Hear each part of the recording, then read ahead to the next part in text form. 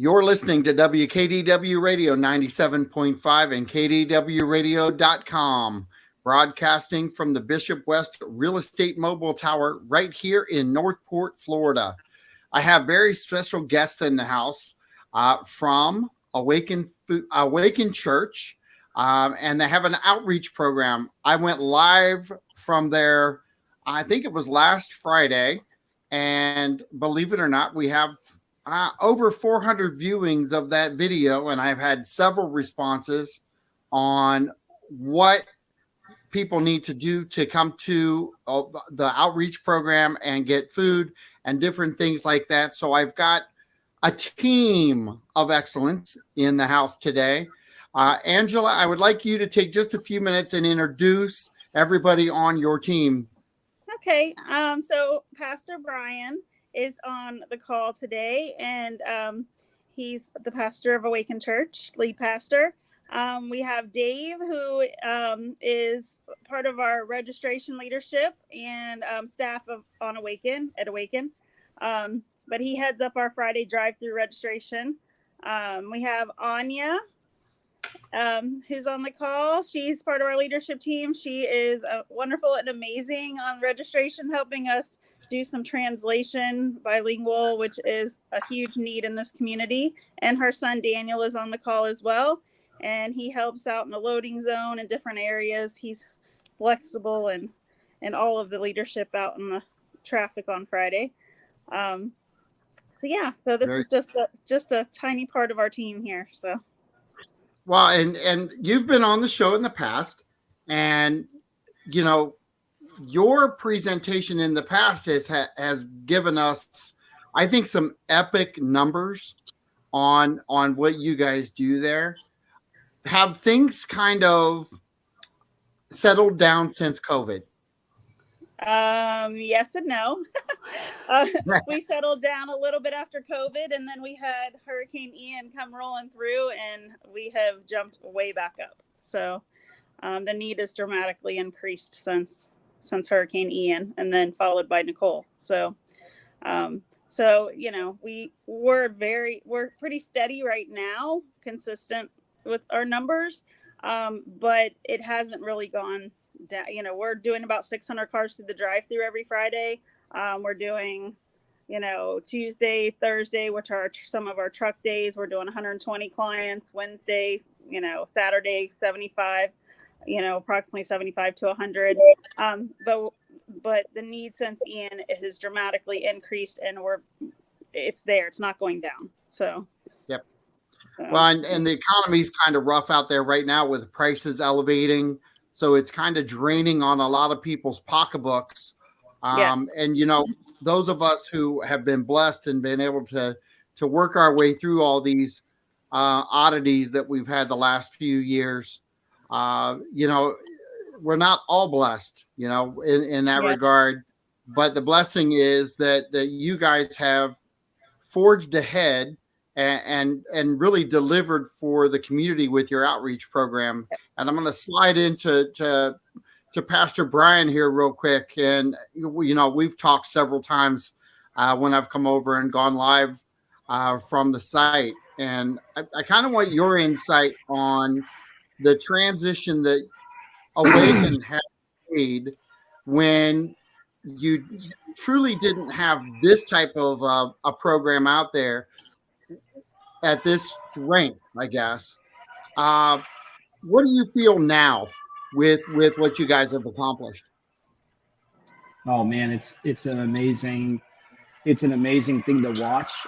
It's always been in my heart. It's been a dream since I was in college that we would have, you know, that type of outreach ministry as a part of our church. And it's a part of my heart. It's part of our culture as a church. So to watch that just kind of take off and become its, you know, in some ways its own entity and its own thing that still, you know, very much has the culture of Awaken, which at the end of the day is kind of my heart.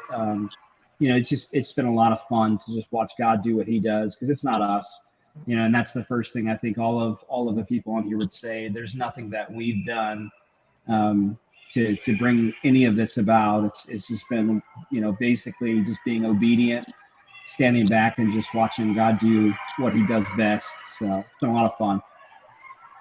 Awesome. Who is our traffic general out there? Oh, we have a couple traffic generals. I mean, we have been blessed to have this Northport Police Department come out and help us on Fridays. So that has been the difference in kind of the control issue out there. Traffic. We're serving over 600 cars, which puts us onto Pan American in some way, shape, or form. We're utilizing the access road here, getting as many cars into the parking lot as possible. So, it takes not only the Northport Police Department, but it takes, probably a good 4 or 5 of us also continually monitoring that. And then they jump right into the parking lot and get into the registration. They have to bring their all face client ID. So we're registering with our partners with that. So they come through, they're allowed to come 8 times a month to the food pantry. So Dave with a few other people, we have 3 lines when they go registering. So Dave and 2 other people help get them registered when they come into the parking lot. So Dave, let's slide into you real quick. And what's the difficulty for people to get help? I don't know if there's so many difficulties, but I think something that we see a lot of is, especially in these trying times and when there are so many people in need, that a lot of people are kind of letting their pride get in the way.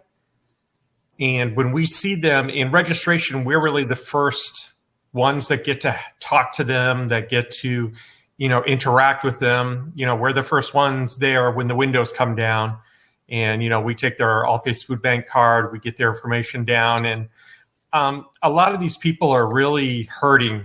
And it was bad before, but when Hurricane Ian hit, we've just seen all the more need in our community. And I think a lot of people are just reluctant to come forward because they don't feel like they need the help. They might feel that there might be somebody out there that needs it more than them, and they don't want to be out here, taking something that somebody else might have. But, I think that the hardest part is them just coming to terms with, hey, I need help. And, we see so many people every Friday. I see so many people that just look at me, and some of them will just start crying and being like, thank you so much for being here, and thank you for providing this for us. And, so I don't know if it's so much, it's difficult. It's just a matter of people saying, you know what, I'm in need. Awaken Church Food Pantry is there for us. Let's go get some help. I'm glad that you said it the way you did, because there is an emotional side a lot of times for people asking for help. Mm-hmm. And the fascinating part of this show a lot of times is that I get to talk to a lot of organizations that run into I call it the fear factor. Whether you're asking for help here, or you're asking for help if it's rape and prevention, or you've got a drug addiction, alcoholic situation at home. We talk about all these things on this show throughout the year. And it's kind of funny that people asking for help with. would have that same type of a fear factor. Mm-hmm. I want to go back to Pastor Brian real quick. How would you assure the citizens out there to let their guard down and relax and come and take part? That's easy. I mean, we all need help at times. I remember when my wife and I moved to Northport back in 2013, getting ready to plant Awaken Church, and we knew no one. We literally had never been to Northport. We did a lot of studies and research, and thought we were moving to Sarasota, and we just really felt like the Lord drew us to Northport. And so, I would say, yeah, it should just be kind of the easiest thing in the world to just, know that you're just a person. Everybody's the same, and everyone needs help from time to time. And to be able to take advantage of a resource that's here and It's here for it's for everyone, you know. And so, yeah, my encouragement would be to just come and see for yourself. That's a great invitation that we have been even talking about at church over the last month or so. Is just come and see, come check it out. You know, don't make assumptions or don't knock it till you try it. You know, just come and see. Well, I find the whole group, and it's an army of people that you've got out there trying to pull this off. But it's a fascinating group all into itself too, I believe, because it's got to one, represent an outreach program. At the same time, it's got to have a little bit of faith base to it, right?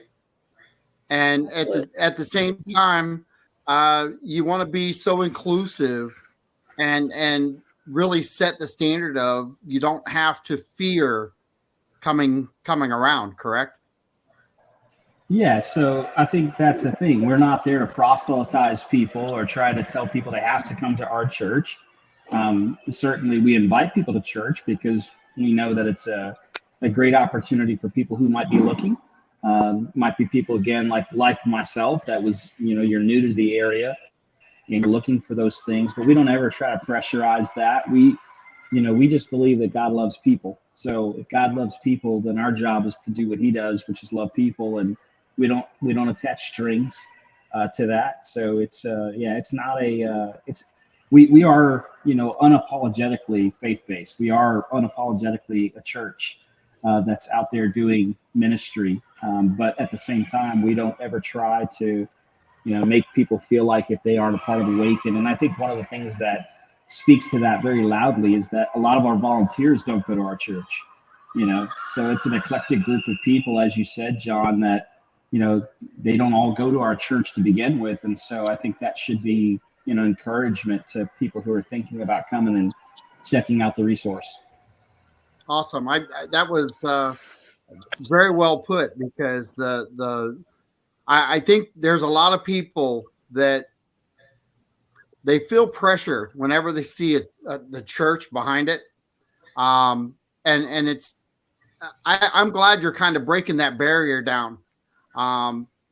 The church has taken hits over the years, a lot of misled hits, I believe, but to see the mission that you guys have set forth and the strength of the church, and how you guys have kind of wrapped your arms around not just the church but the full community. And I think that's a very warming and inviting thing that you guys have done. And I have to say, it's not one of the easiest things to have done either, because the amount of energy and workload that goes into that has to be, one, impressive, but also has to, I think, maybe give you a different type of strength, doesn't it? Yeah, for sure. And again, you know, I think one of the things the church has done wrong, and I'm a pastor, so, you know, I could say this. I think the church for a lot of years kind of leaned into that bait and switch model, which was an advertisement to come get something for free. But then in order to actually get your hands on what they were giving away, you had to kind of jump through their hoops. And, you know, I remember working for a church that we were going to do a big bike giveaway. And, you know, I wasn't in charge of the event, but when the people showed up to get the bike, they were, you know, given a meal, which was great. And then they were brought into a room and they were basically told, hey, if you want the bike, you have to listen to our gospel presentation. And I don't think that's right. You know, I think you should just advertise what you're going to do and then be unapologetic in doing it, you know. And so I think that there is a stigma for a lot of churches that in the past that have tried to, again, just force their views or force their thoughts on people. And that's just really not our heartbeat at Awaken. We very clearly say that we know our church isn't for everybody. But hey, if somebody's looking, maybe it's their fit, you know? Well, you know, I'm going to go back to the fear here for a minute, because what you just did is not traditional. everything that just came out of your mouth is 100% why I like to talk to you when I show up. You're truly a breath of fresh air because there's been so many times that I've talked to people, and I always think you got to pay things forward, just help other people out. You can't push someone into it. When there's an addiction out there, you can't get somebody to quit the addiction because you're going to impose yourself on it. I just had that conversation today, believe it or not. And I think it's the same way with faith.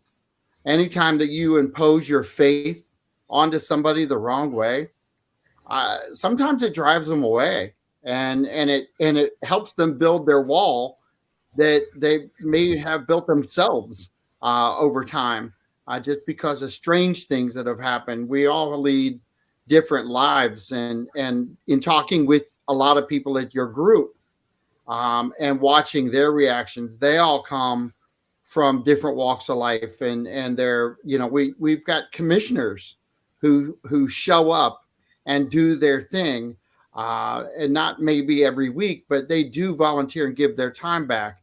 I'm going to slide over to Anya real quick and get her involved, and kind of give an overview, Anya, of what you do for the organization and how things flow for you on Fridays. Thank you. So I pretty much do anything and everything I'm asked where translation's needed. I would say probably maybe 60, maybe even more % of people who come through, they're actually Slavic people. And many of them don't speak any English at all. So anytime they need help or fill out an application or whatever it may be, that's pretty much where I come in. Currently, I work with Dave in registration. That seems to be the place where I'm most needed. But sometimes I get to slip away into different areas and translate there, depending. So, and I love it. I absolutely love it. And the feedback I get is just what keeps me coming back every Friday. So that's. So how long have you been doing it? Probably since almost the beginning. I probably started about 2 months after they opened up. I did take a small break for my surgery, but nevertheless, I've been there for a while. That's awesome. You are definitely a fireball out there, I'm sure. I think we met Friday, didn't we? Yes, we did. Yeah. And Friday was a little crazy, wasn't it? To say the least. Yep. I'm going to add Angela back on. She logged back on. I see her laughing over here. Sorry, but you want to add anything in? That's okay. Do you want to add something? We could not do Fridays without Anya. We could not do Fridays without Anya. Anya and her help with that. Well, we couldn't. You translating and assisting us with that is key, and it's just vital right now with the Ukraine. Well, we lost her again. She'll log back in. She's having some issues, but I believe that Anya, you've gotten some really positive feedback. I know for a fact that the energy over there, it takes a whole group of people to make that happen. And I'm going to slide Daniel into the conversation. Daniel, what have you accomplished while you've been there, and how long have you been with the organization?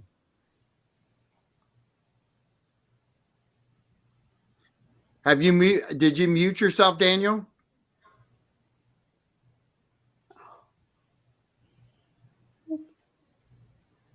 That's okay. I tell you what, Daniel, log back off and come back on if you need to, and I'll pull you right back in, and I'll ask you the same thing. That happens on occasion with electronics, so we'll have him do his thing. Dave, I want to throw it back to you real quick and see if you can explain what people have to do in order to show up on Friday. I did have a gentleman email in and ask, what time frames do I have to show up on Friday? Can you kind of answer that and tell a new person what they have to go through once they get to the line? Sure. So when you get in line, once you get into the parking lot, and the registration team is going car to car, and we're asking people to provide us with an All Faiths Food Bank card. That's going to have their name on it, and it's going to have an ID number on it as well. If someone comes through line and they don't have that, we ask, is this your first time? They'll say yes. What we do is we have applications right at our registration table, which is right out there in the middle of where people drive up. We give them a clipboard with a 3-page application. It usually takes about 4, maybe 5 minutes to fill out. Once they fill that out, they turn it into one of us at registration. We turn that into somebody in the office, and then that information, usually by the following Friday, we have their name and number for them, and that card will be waiting for them at our registration table. Simple as that. And I love it that it's simple as that, because it usually you have 4 to 5 minutes as you're going through that line, believe it or not, because you're kind of intercepting people at the right time, because you guys have it mapped out where you can handle a lot of cars on a Friday. You couldn't do 600 plus cars if you guys didn't have it fine tuned, but it's a well-oiled machine when it comes right down to it, because you're doing this application type setup. You're getting all their information. Here's where I want to take fear out, though. What are you asking them for when they sign up, when they go through that process? How can you eliminate that fear factor for people who think, oh my gosh, they want all my information, I don't know that I want to give it out? Right. So I think a lot of people are thinking, oh, well, they're entering me into my information into some kind of database, and maybe my information will get sold to somebody and I'll start getting solicitations on my phone or something like that. The only place that information goes is into our own private database, and we don't share that with anyone. It's only there for the specific purpose of us being able to pull them up in our system and say, okay, here we go. Here's your card. This is all you need to show us. And this information isn't going anywhere any further than just into our on-site database. Awesome. And that data, we're talking 3 years of taxes, all that kind of stuff too, right? Yeah, blood sample and, maybe a swab on the inside of the cheek. Yep. No, it's very simple. It's, name, address. We make sure, we've got all the basics down, name, address, a phone number. And then after that, it's, what county are you living in? How many people are in your family?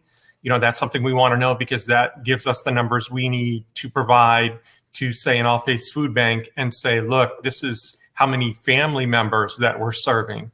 We might be seeing 600 plus cars on a Friday, but that translates into literally hundreds, maybe even usually thousands of people as far as household people in the household that we're serving. So, we use these numbers just to track for All Faiths Food Bank, so that we can say, okay, look, we need to order this many thousand pounds of food because this is how many people we're seeing. And we know that if we get 2 tons of food in or whatever, we know that that's going to be able to serve the numbers that we're getting week in, week out. And I'm glad you threw in the tracking side of it, because tracking does scare people a little bit, but it's a different type of tracking that you're doing there, because you're getting a lot of donations in, and who's the biggest contributor? Because you've mentioned it a couple times, but contributor as far as the food, is it, what organization do you have to report to? All Faiths Food Bank. There you go. So the importance of All Faiths Food Bank having that data is also the reason that you get food, right? Doesn't that kind of help you give a guideline to the suppliers out there, or the people that you're trying to get food from? And it's kind of a good way for you to go to the community and say, listen, here's what we're looking for. If you can donate this, we're providing service to this many people or this many cars on Friday, and that really does kind of help tee up the food bank to have the right supplies, doesn't it? Absolutely. Yeah, that really helps us to streamline things and get things in detail and, let the suppliers know that, look, we're this amount of food. Angela can speak to, how many pounds and tons of food that, we have to order and things along those lines. Well, I'm going to come to her in just 1 second, but I want to get to my brother over here, Daniel. Go ahead and introduce yourself and tell us what you do to help the cause. So I'm Daniel, and you can hear me, right? Yep, can hear you. Okay. So I do a lot of things there. I translate for Russian Ukrainians. I help with packing up produce boxes, just packing it with all sorts of produce. I manage the meat department. I make sure that all the any tables that need to be set up have to be taken down whenever I'm there. Same thing with tents that we set up, I take down later on. Traffic duty, I do that sometimes. They bring me back into the office to get more dry bags for when we put in dry goods into the cars at the beginning of traffic, somewhat to the beginning of traffic.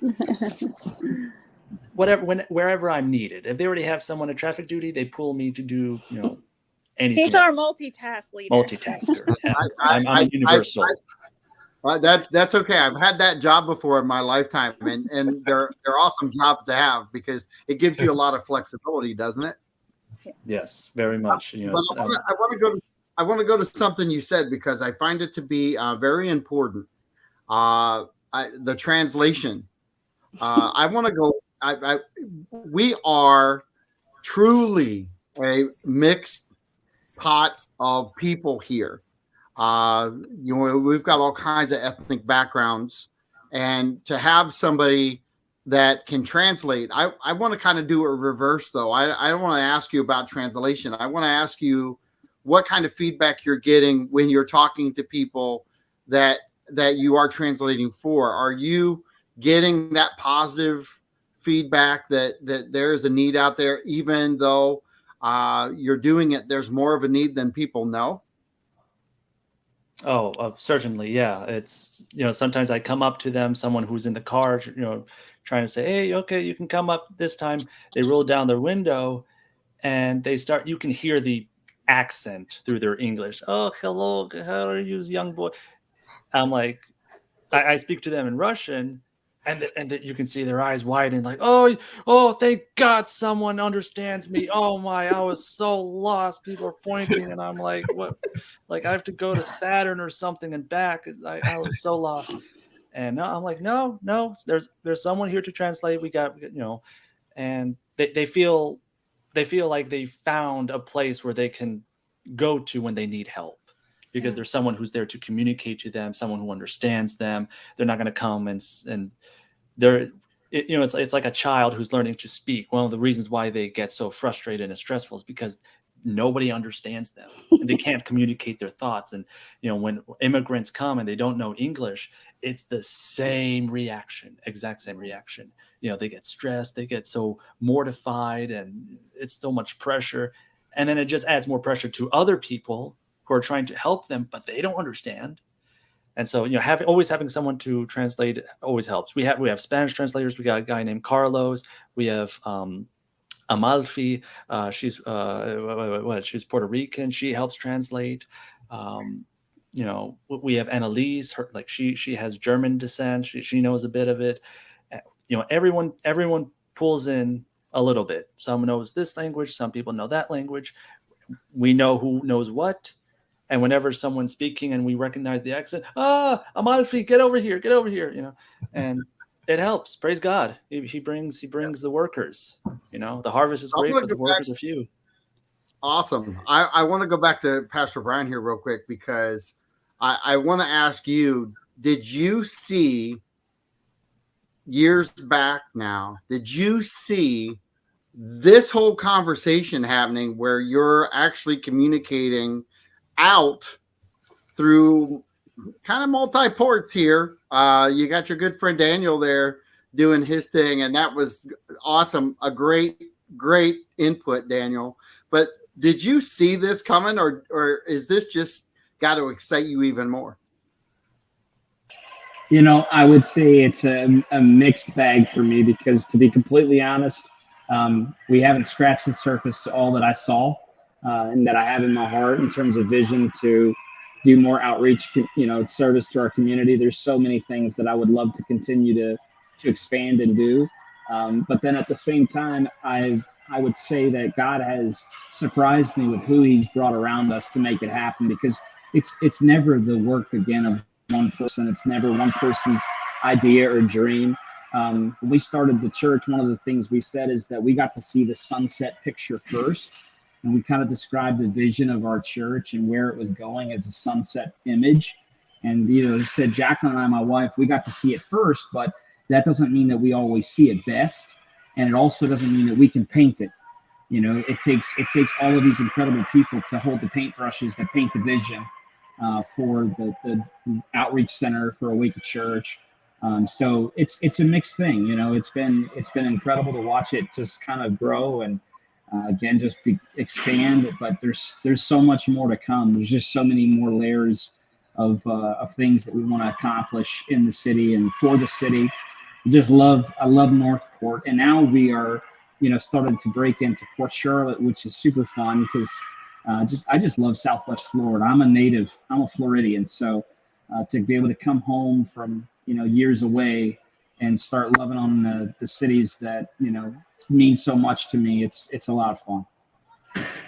It's an impressive team, and we've done this show a couple times. You've been on, and I think the one change to this one for me is we've gotten to dig down into like the inner workings now and actually see the real people behind the scenes.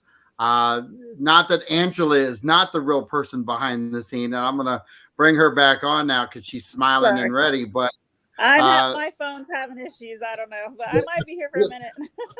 That's all right. So while I have you, let's talk about how much food are we talking about being given out on a Friday? Give some numbers out there. Yeah, so we do probably 30 to 35,000 pounds of food every Friday. Every week looks a little bit different depending on what's available for us to order. Some weeks are light on meats. Some weeks are been on a road where we've had a balance of both. So it's been great. But every week does. She may have just froze again. Angela's got the freezing numbers. We're going to give her the freezing award of the day. Anya, can you fill in for that? Do you know any of those numbers? Unfortunately, I don't, but I know that we serve.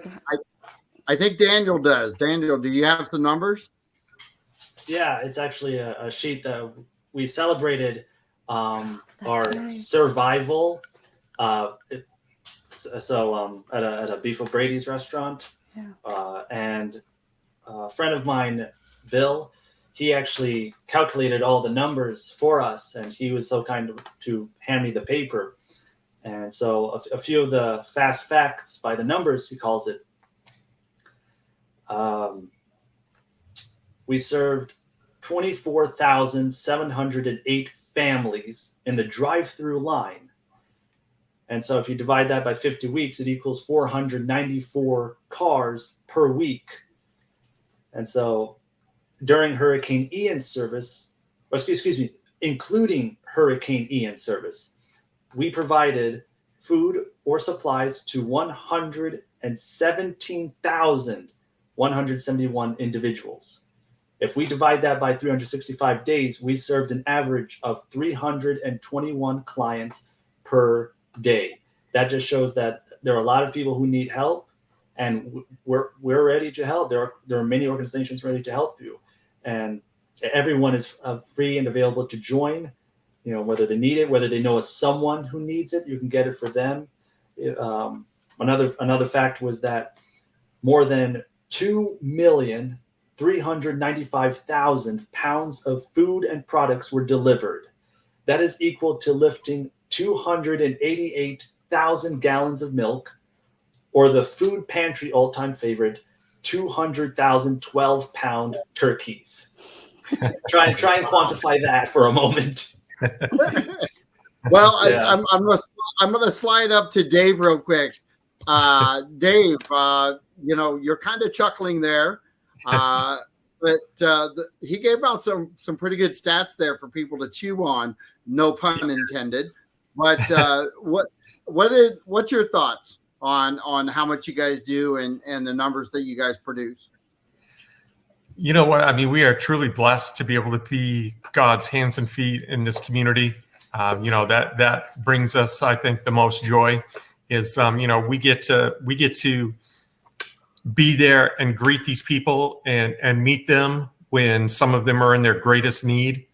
And, you know, it's just amazing that there are so many people in the community that are still finding out about us, that haven't known about us before. And a lot of it is word of mouth. We have even more people in the Slavic community that are coming to us. We're seeing immigrants coming from Ukraine, coming from Russia because of the conflict that's going on there.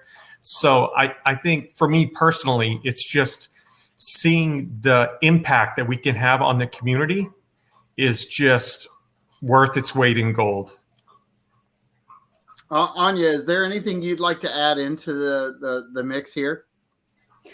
Well, yes, because we've had, Dave accurately said, we've had people coming in from Ukraine and Russia due to the conflict, and they obviously speak no English whatsoever. So when they find out that apart from being able to come and receive food 6-8 times per month just at this location, apart from that, they're also getting other help because we don't just serve food.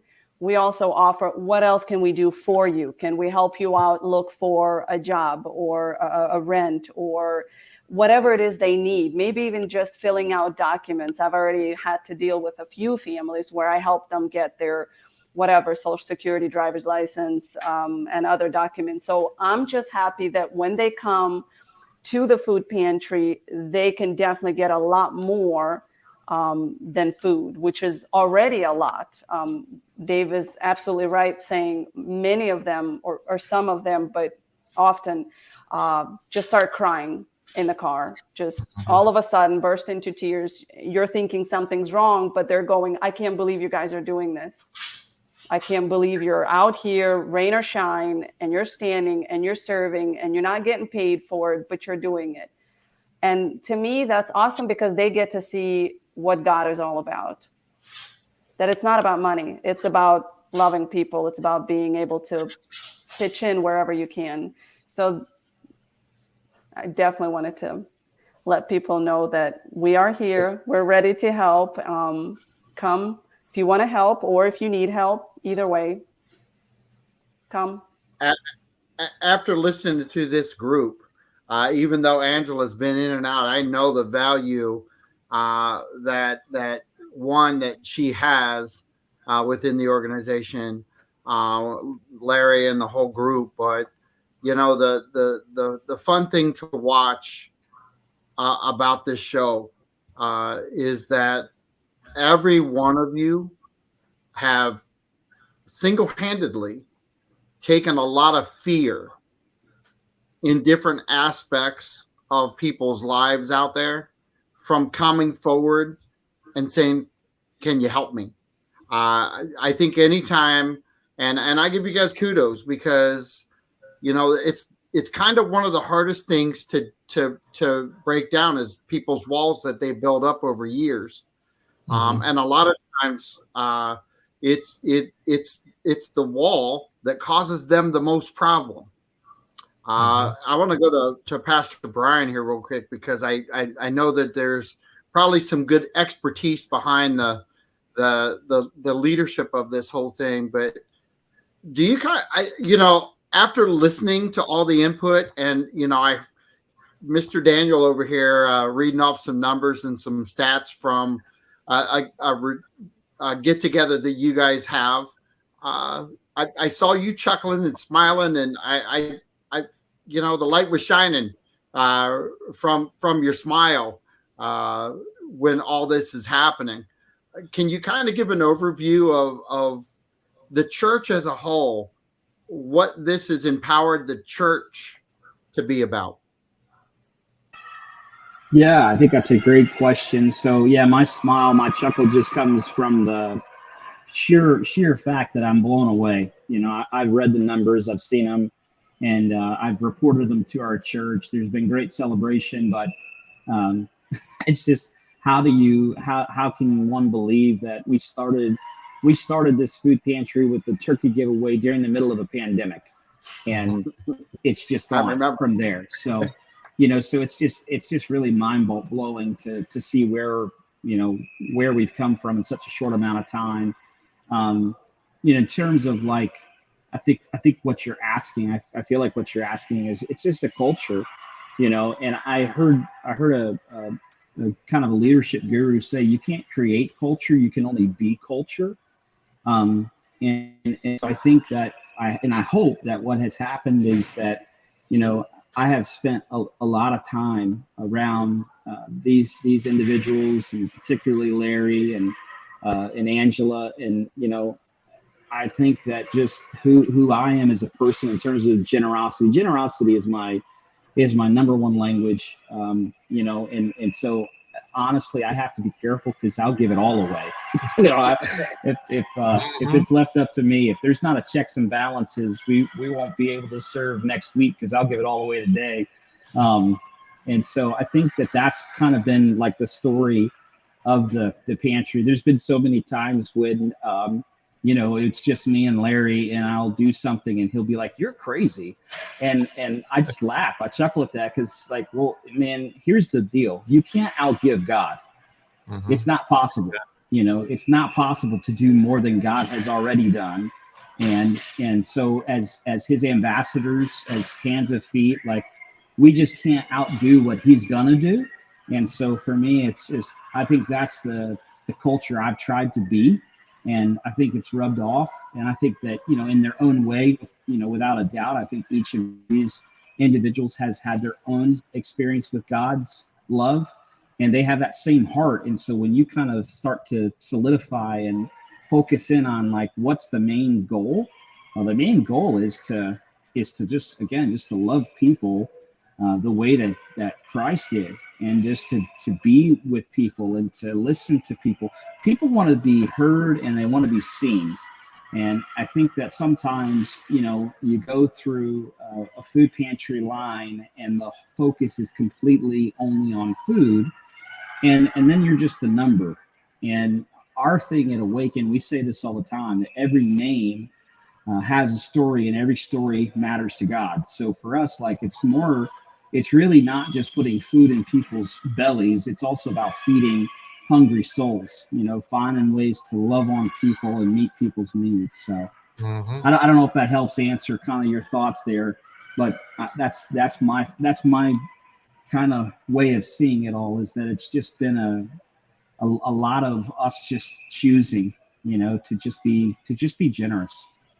Well, the beauty in that answer is that I've talked to you multiple times, and I've never gotten a bad answer. How about that? So it's too kind. Well, that's why I get paid the big money working at the free radio station. How about that? So the spreading of the word works in a lot of different ways.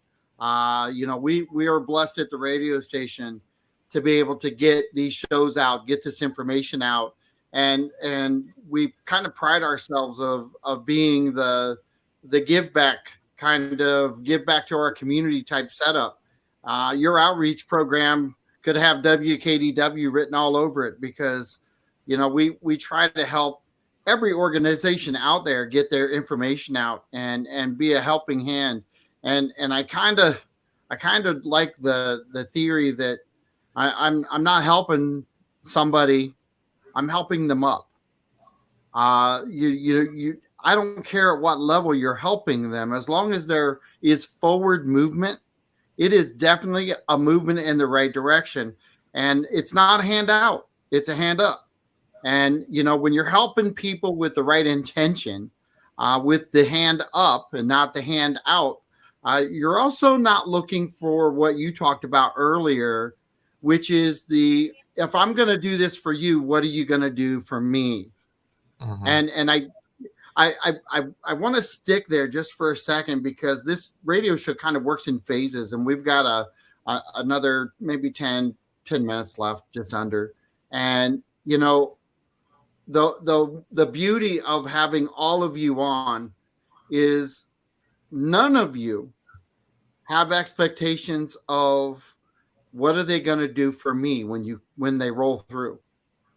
Mhm. And I think to have a group of people who represent Awaken Church and the outreach program, and some people may not be part of the church, but they're dedicated, avid goers of the outreach program itself, which is definitely a ministry all unto itself. How do you feel about that aspect, Pastor Brian, about the outreach program that is more inclusive, I think, than most people would appreciate? All right, so John, to be completely honest, I lost you for just a minute. So just real quickly recap that question. That's okay. How do you feel about the outreach program being more inclusive? You don't necessarily have to be a church member, but you can be part of the outreach program and really participate. How does that feel to be over that? Well, if you're asking how it feels to be the volunteer, I don't know that I could specifically answer you, but Now, in how does terms that of, feel to be the church representative to see it all work that way? oh, it's a picture of heaven. That's what it is, because there's no denominations in heaven, there's no churches in heaven. It's just God, it's just Christ's bride in heaven. And so I think that for us, like when we see people from different backgrounds kind of come together and serve and work, and it's just a picture of heaven. It's beautiful.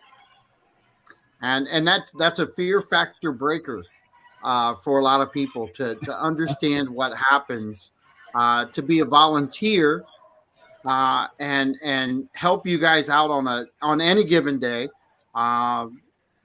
The phone number that people can call is 941-200-2739, and the outreach program is located at 4940 Pan American Boulevard in Northport, and it's right off of 41 on the other side, kind of opposite side of Budget Inn. Everybody who's been to Northport knows exactly where that's at.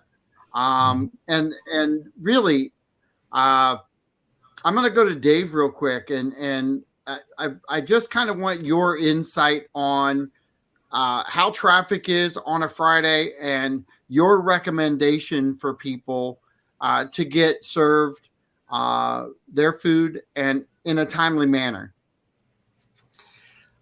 Well, lately it's been, we're seeing it busier first thing in the morning. So if you're there, people start lining up on the access road next to our property.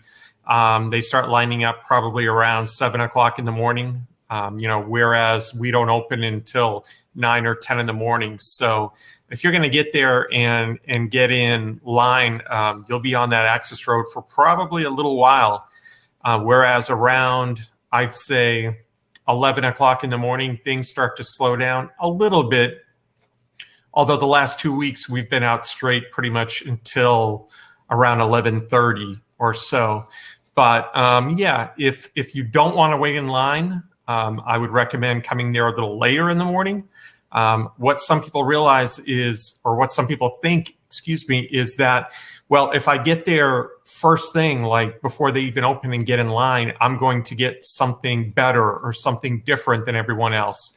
And we want people to know that that's not the case. We make these dry bags up ahead of time on Thursdays.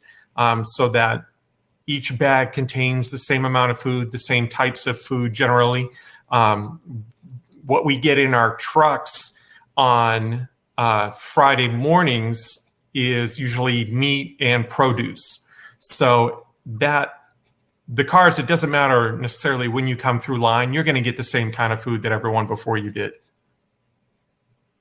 Daniel, your feedback here on how things run and how you interpret to others what they need to do in order to keep the lines going smooth and keep everybody happy. Could you elaborate on that, please? Well, how do you get people ushered through the system to maximize what they're getting? And I'm not going to say maximize. Maximize is a bad word, but the flow of everything that you do throughout the day. You've got your traffic cops out there, so to speak, because you do have cops, but you have your traffic people out there kind of policing. But you're the behind the scenes kind of guy, kind of filling multiple jobs and kind of helping out wherever needed. Where do you see your role is to get people through the line efficiently?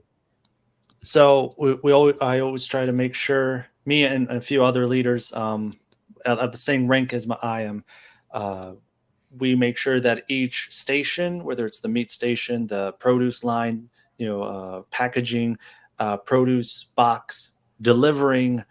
It could be sometimes we have handouts. We get like watermelons. We can't put them in a box. We just hand them out as is. We call those handouts. And each we assign a particular unique person to each station, so that it's not one person grabbing one item off of each station. It's each person is assigned a station. And so all of them come in a line when a car or truck pulls up with their trunk open, and each one goes in a line, puts their item in the car carefully, gently, and then the next volunteer with their station item, and then we're able to pack cars with under 10 seconds, if we're efficient. It's like one of those, race car pit stops. They come in, we're like, except instead of wheels, it's food. It's one of those things. We just make sure it's right on both sides. The funny thing is I knew if I asked that question the right way the first time that I would get an awesome answer, and you just gave it. It's fun to have your energy, and I'm sure that you are a blessing to have outside, because your way of communicating and the fun that you seem to be having right now is also a blessing, and to be part of this show. I got to tell you, I've kind of smiled. I not harder, but a little lighthearted because of some of your answers, because it's also us old guys. We like the youth.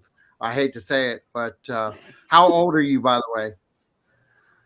I'm 23. One of the things we say at the pantry is you have to have fun. You can't do it without having fun, because some things can get to you. So some certain stresses, and you have to have fun. You have to come at it with a light-hearted spirit, with grace, love of Christ. I'm sure Christ had fun when he was here on earth. He wasn't crazy, but he had fun. Good fun. Yeah, he might have been both. I got to tell you, Anya, we've got about a minute left. Can you take about 30 seconds and tell people why they should come out and see you guys on Friday? Well, apart from the fact that my son's going to be there, Daniel, having fun. So we love seeing people's faces. We love seeing their smiles. We love hearing their testimonies. And we do get to hear those testimonies where people come and they say, because of you, we were able to feed our family. Because of you, we were able to understand and know that next Friday, we're going to be able to come out. We're going to be able to feed our family again. It's something that lets them be certain of the next week. So that part is definitely something we try to make sure we let people know. And we do have Awesome. fun, like Daniel said, with everybody, not only just volunteers, but with clients as well. We laugh and, we have fun. Well, I've got to cut this show off. It's been 55 minutes of sure joy and pleasure. Pastor, it was a pleasure having you on as always. Dave, all you guys, I really enjoyed it. Let everybody know at the food bank we appreciate what they're doing. Let everyone know at Awaken that their efforts are 100% appreciated. This is John Rawlings with WKDW Radio 97.5 Real Talk saying thanks, have a good weekend, and we'll talk to you guys soon. Thanks, guys. Thank you. Thank you. You're welcome.